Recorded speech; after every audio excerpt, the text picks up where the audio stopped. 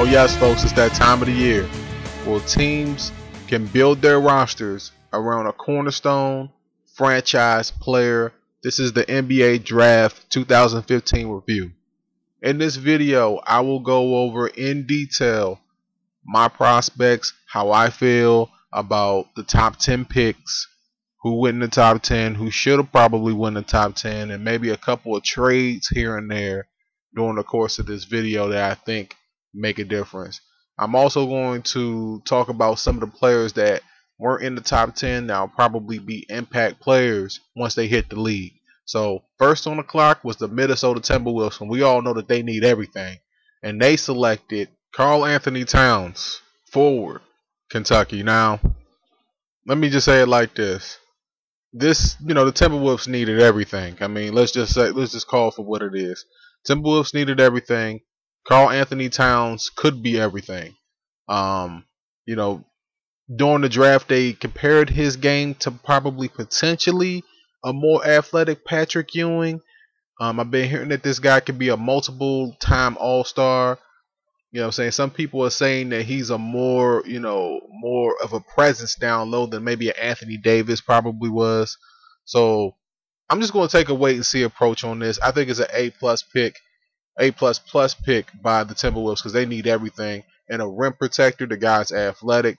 I like the pick for Minnesota. I think that he's a guy that they can build around. But the comparisons are saying that he's going to be a multiple-time All-Star. I'm going to take a wait and see approach.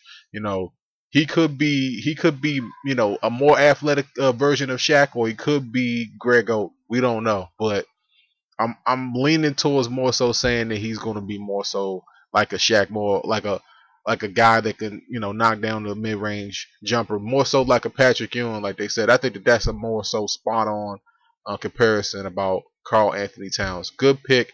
Next team that's on the clock is the Los Angeles Lakers, and the Lakers took with the second overall pick D'Angelo Russell, point guard, Ohio State. Now I know what you're thinking.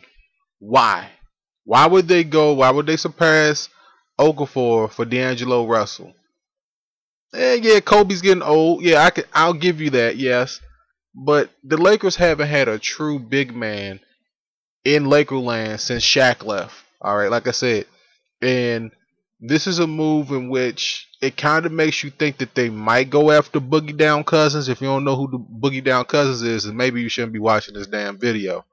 But the Sacramento trade is out there. Maybe LaMarcus Aldridge is out there. Maybe they pursued Kevin Love.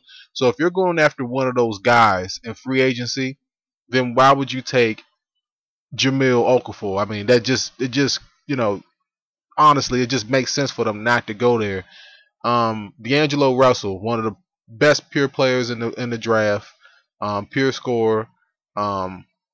Some people might not get this comparison, but he's smooth like Stephon Marbury was when he first came into the league, like a Jason Kidd, where it looks like he's not doing too much, but then the next thing you know, he has a triple-double on you. I mean, he's one of those type of players, and I think that he fits what the Lakers are trying to go. He's like, for the Lakers fans out there, don't expect for this guy to be Russell Westbrook. All right, even though he has the potential to score like Russell Westbrook, he's more so maybe a Damian Lillard.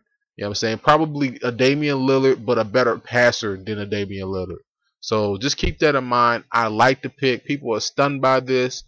Don't be stunned. The Lakers are trying to do something in the draft.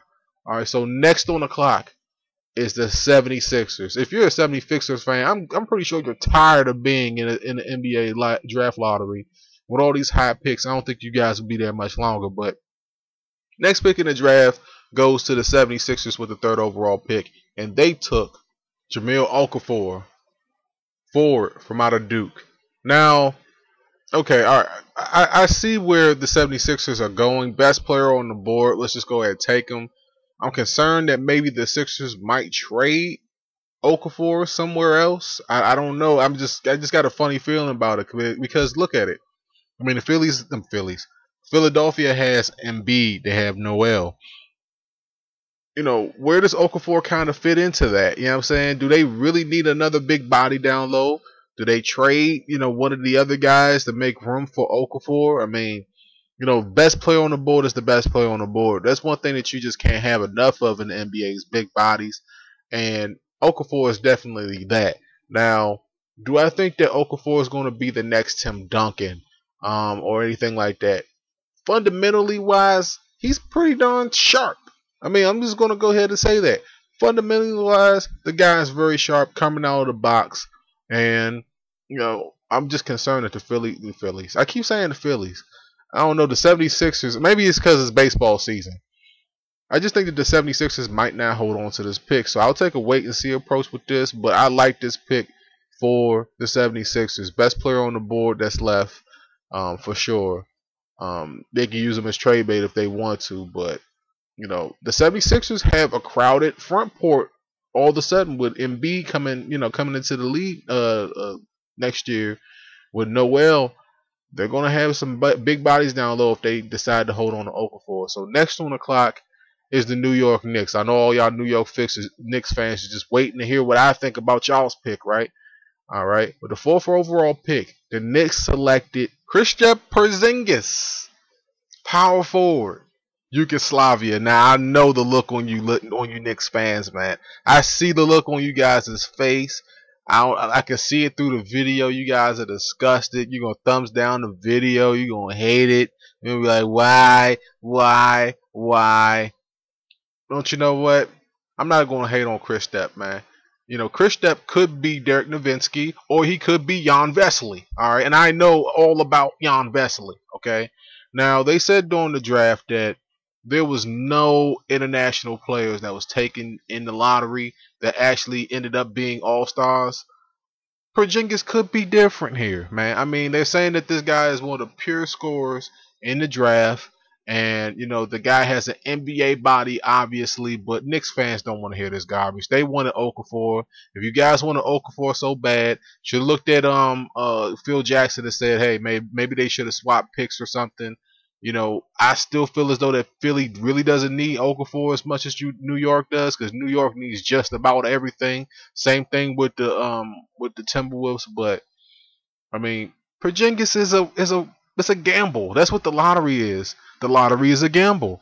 Maybe this guy turns into a Manu Ginobili or maybe a Nowitzki, but Nowitzki doesn't grow on trees, obviously. But he has this sight. He has his shooting touch, you know, from what they say. So I don't know what to really say, Knicks fans. I feel bad for you. You know what I'm saying? This is just another project that you guys are taking on, and in a couple of years you'll look back and either say this is a really good pick or one of the worst that you've ever seen in history. Now next on the clock is the Orlando Magic. You know what I'm saying? With the 5th overall pick, and they took a chance on Mario Hezonja.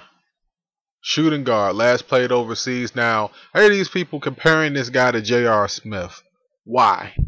Why are they comparing him to J.R. Smith? Because he has, you know, the sharpshooter mentality. I see J.J. Redick more so than I see J.R. Smith. And the reason why I see J.J. Redick is because I can see this guy just coming off of screens, hitting open jumpers, if it's there, if the opportunity presents itself. This guy's an overseas player. You know, I don't know if it's one of those situations where he'll be project in. This is a very, very high pick to be taking a chance on somebody, just like with the last pick.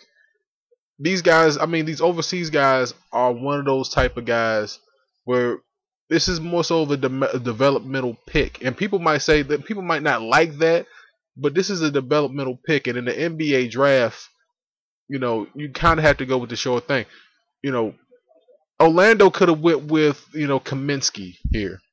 You know, I'm just saying, is this guy better than Kaminsky? I don't know, but that's for this is for Orlando to basically, you know, dish out, man. This is their pick. I don't necessarily agree with it. Last 2 picks, you know, when you look at it, it's like, yeah, maybe not. Next on the clock is the Kings with the 6th overall pick, and they took Willie Cauley-Stein, center from Kentucky. Yeah, another one. Now, I really like this pick for the Kings. I really like it. But it makes me question now. Are they going to trade Boogie Down Cousins? I've already brought this up in this video. So it means that it's probably going to eventually happen now if I bring it up a couple times. This pick right here, if I'm Boogie, I don't like this pick because this guy right here is a defender. He's definitely one of the best defenders in the draft. And with this pick right here, looking at the last two picks by the Knicks and the Magic, what in the hell are they thinking passing up on this guy when you really sit there and you think about it? Both teams need a presence down low, need a pure guy down low. You know what I'm saying? And this guy is it, a good defender. He can run the floor. He's not a over the top pure scorer. And both of those teams need scoring. That's probably why they went with those guys. But great NBA body. You know what I'm saying? He has just as much potential as Towns does. People might be shocked when I say that. Yes, he does have that. He has just as much potential as Towns does. I'll say it again. All right. And the Knicks and the Magic just passed up on this guy for projects. So I don't know what to say. You know what I'm saying? Are they going to trade Boogie? Maybe, but I like this pick for the Kings, man. Next on the clock is the Nuggets with the 7th overall pick. And they took, with the 7th overall pick, Emmanuel Mudiay. Last played in China, one of the top recruited point guards in the country just a couple years ago, decided to go play in China. Now, I like this pick. The reason why I like this pick is because this guy, you know what I'm saying, he's not like, I'm gonna say it like this. By today's standards, he's the prototypical point guard. That's basically what you want out of a point guard. A guy that can shoot, a guy that can get into the lane, a guy that's a facilitator. You know what I'm saying? His game might have taken a little bit of a step back, all right? Because of, him being injured. I'm not going to say that the guy's D Rose or anything. But I'm saying that this guy could develop into a very, very major problem in the NBA. You know what I'm saying? Over the next couple of years. I like the guy's game. He has a good jump shot. He can get into the lane, like I said before. He's got the tough NBA body that I think that you need. Even though I just said that he's been injured, I think that he has a good NBA body, good head on his shoulders, the mental toughness that I think that he needs to succeed in this game. I like this pick for the Nuggets. They can pair him along with Ty Lawson, man, and work on that jump shot. And next thing you know, maybe he becomes like a Ty Lawson. So I like this pick for the Nuggets. Next on the clock is the Detroit Pistons with the 8th overall pick, and they took Stanley Johnson, forward from out of Arizona. Now I know what you're thinking. Another developmental pick. Not necessarily. I think that this guy is, a very good underrated player. You know what I'm saying? I think that he's solid on both ends of the floor. He doesn't do anything necessarily tremendous. He's not like a tremendous defender or a tremendous scorer. But in the NBA, you don't necessarily have to be super tremendous, you know what I'm saying, in order to be a top pick. I mean, maybe this guy just does a lot of things very well, but nothing like completely elite at this point in his life or in his career. You know what I'm saying? I think that Stanley Johnson is one of those wait and see type of guys, man. I'm not saying that he's going to be Durant.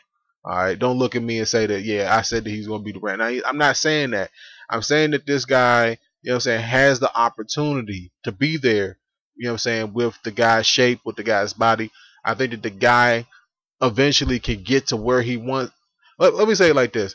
I think that he's more so of maybe like a Matt Barnes or maybe a Lance Stevenson type player, where it's like he might not necessarily be the star player, but he could be a complement to the star player and put into the right situation. I like this pick. Maybe they could have waited to get this guy, man. I mean, there's other guys on the board that I think are just flat out better. I mean, to be real with you. Next on the clock, the Charlotte Hornets. And the Hornets selected with their first pick in the NBA draft this year with the 9th overall pick, Frank Kaminsky, center, Wisconsin. Now, I like this pick. I really do like this pick because if you're a Charlotte fan, you know that Al Jefferson just struggles down low by himself. All right. Kaminsky is the remedy for that. A guy that can stretch the floor, a guy that can stretch defenses, a guy that can make threes, a guy that can make open jumpers, a guy that can rebound well. Kaminsky just kind of does everything well. You know what I'm saying? Like they stated during the draft, this guy was a late bloomer, but very, very fundamentally sound. This guy is not going to be Tyler Hansborough. All right, I'm telling you right now, he'll be an impact player in the NBA. He can knock down the outside shot, and I really do like this pick for Charlotte. This pick makes sense for Charlotte, and I'm gonna tell you like this: throughout this top 10, there's not a lot of picks that I can say make sense. All right, but this one makes sense for Charlotte. I like this pick for Charlotte. Next on the clock with the 10th overall pick is the Miami Heat. All right, and the Miami Heat selected Justice Winslow, forward from out of Duke. Now this might sound a little bit crazy now. Justice Winslow reminds me of Chris Bosh a little bit. I'm gonna be real. He kind of reminds me of Chris Bosh. The only difference is that Chris Bosh is just a better overall offensive player. I think that Winslow is more so of a hustle guy, like like a Michael Kidd Gilchrist. You know what I'm saying? A guy that's a good rebounder, good in transition. You know what I'm saying? I can't say that he's fundamentally sound. He's a little raw. His game needs to develop in a few different places, but I like this pick for the Heat.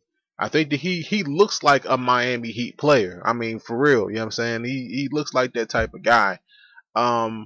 This guy has a good ceiling on him. I think that he can adjust if he can, if he can get his jumper, a consistent jumper to go down. I like this pick for the Miami Heat. This pick kind of fits with what they're trying to do. They've got a good core down low with Whiteside and Bosh coming back, and you can throw Winslow in there. They should be definitely top 10 in the league in rebounds next year if they start those three guys in their starting lineup. It's a good pick. They've been kind of soft at small forward. I like this pick for Miami. Now there's a lot of guys that didn't go into the top 10 that were top 10 worthy, like Booker, Portis, Miles, Oubre. There's Anderson. There's a bunch of guys that could have went in the top 10 that were probably a little bit more worthy than the other guys, just as much as a risk as the other guys. But this is the NBA draft. What do you expect? I'm going to stop it right here. The top 10 picks. Hope you guys enjoyed that. I gave a little bit of insight. I've been on the money with these, with these predictions for these players over the last few years. So you can go ahead and check out the previous year's videos. I'll try to link those down below. I also will link the full first round picks and all the trades and all the stuff that potentially happens there down below in the description for you guys to enjoy. Mr. WC, let me know how you feel about where your team picked and who your team picked. Go ahead and rant. You know what I'm saying? Just go ahead and let it out, man. Just go ahead and cry on the ground. You know what I'm saying? Let your emotions out down there in the comment section, man. I'm not going to go in on you. Maybe I will, because some of y'all don't know basketball. It's the WC. And I'll see you guys in maybe a few weeks for the free agency frenzy that's going to happen. Because I think that there's going to be a lot of players moving in a lot of different directions, and it's going to shape the way the NBA is going to look next year with the TV deals and all the potential free agents, all the guys that's opting out. So be on the lookout for that videos coming up during the summer. It's the WC, man. Once again, until next time, folks. Peace out.